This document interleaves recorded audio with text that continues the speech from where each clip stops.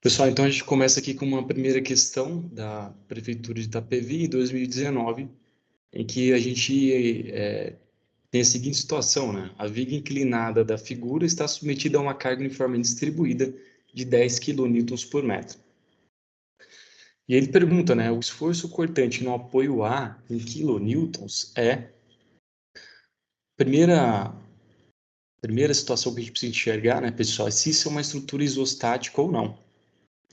Então, como nós vimos naquela revisão bem rápida, né, pessoal? Nós temos aqui, então, dois vínculos nesse elemento estrutural, nessa viga inclinada. Nós temos o vínculo denominado, então, apoio fixo, que restringe o movimento na direção vertical e horizontal, e aqui nós temos o vínculo denominado apoio móvel, que vai restringir o movimento somente na vertical, gerando, então, uma reação vertical nesse vínculo B, e aqui no vínculo A a gente vai ter uma reação vertical e uma horizontal. Ou seja, né, pessoal, nós vamos ter nesse elemento estrutural duas incógnitas no vínculo A, uma vertical e uma horizontal, e uma incógnita no vínculo B, que é uma reação vertical. Se eu tenho três incógnitas e tenho três equações de equilíbrio da estática, isso aqui é uma estrutura isostática. Então, pessoal, a gente consegue resolver essa estrutura. Como é que a gente vai resolver essa estrutura? Aplicando as equações de equilíbrio da estática. Antes, a gente, seguindo aquele roteirinho, né, pessoal, que eu falei para vocês, substituir os vínculos por reações vinculares, está aqui. Substituir, então, o apoio fixo por uma reação vertical, uma horizontal. Lembrando, né, pessoal, esse sentido aqui eu adotei. Eu não sei se é de baixo para cima ou de cima para baixo. Eu não sei se essa reação horizontal é da esquerda para a direita ou da direita para a esquerda. Estou adotando aqui. O que eu sei é que ela está na direção horizontal e o que eu sei é que existe também uma reação na direção vertical. Assim também como o vínculo B, que é um apoio móvel, então a gente vai ter uma restrição somente na direção vertical.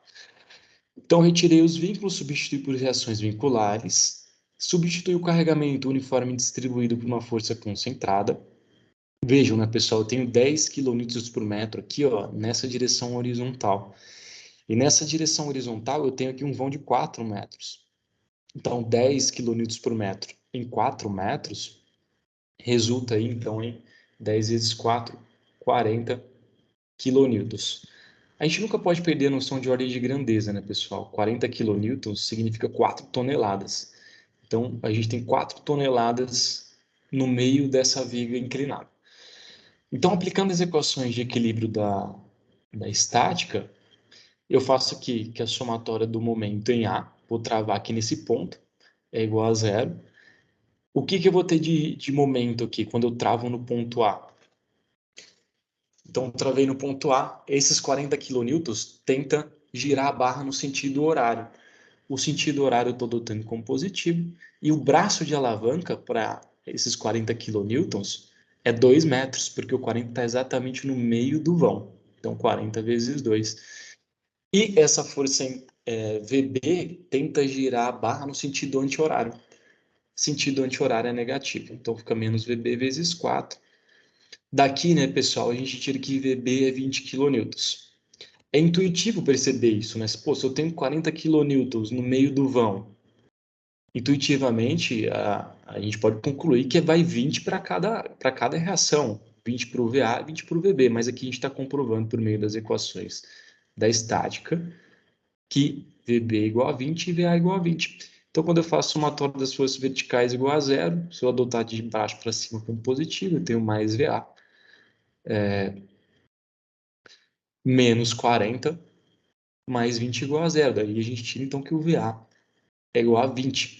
Como não tem mais nenhuma esforço aqui na horizontal, o HA é zero.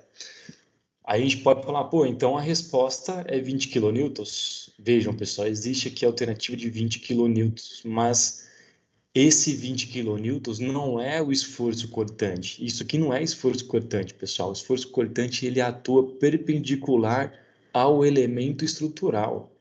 Então, a gente pode ser induzido aqui ao erro marcando 20 quilonewtons. O esforço cortante atua perpendicular ao elemento estrutural. Então, perpendicularmente, eu tenho que analisar aqui o ângulo. Vejam, pessoal, eu posso, então, através desse ângulo aqui, que eu vou chamar de alfa, olha o ângulo alfa aqui, obter, então, qual é esse esforço que atua perpendicularmente ao elemento estrutural. Então, se isso aqui vale alfa, esse outro ângulo aqui seria 90 menos alfa. Vejam, pessoal, isso aqui é um de 90 graus. Então, aqui seria 90 menos alfa. Se eu traçar aqui uma vertical, indica, então, que para formar 90 graus novamente, aqui tem que ser alfa. Então, aqui é alfa e aqui também é alfa. Então, vejam como esse esforço que atua aqui perpendicular ao elemento está colado com um ângulo alfa, colado lembra cosseno. Então, eu preciso usar o cosseno de alfa. Vejam aqui, pessoal, o triângulo, né, formado. Ó, eu tenho aqui um triângulo 4, 3, faltou a hipotenusa, né? Mas é um triângulo já conhecido. A hipotenusa ao quadrado é igual a soma dos catetos ao quadrado. Então, isso aqui vai dar 5, essa hipotenusa. Então, o cosseno é o cateto adjacente pela hipotenusa. Então, olha lá, 4 sobre 5. Então, aí sim, quando eu faço 20 vezes cosseno alfa, eu tenho um esforço que atua perpendicular ao elemento estrutural. 20 vezes 4 sobre 5, 16 quilonewtons. Essa é a resposta correta, né? Então, daí a nossa primeira questão envolvendo aí a isostática. Lembrar, né, pessoal, que o esforço cortante atua perpendicular ao elemento estrutural. E não sempre na vertical, e sim na perpendicular ao elemento estrutural.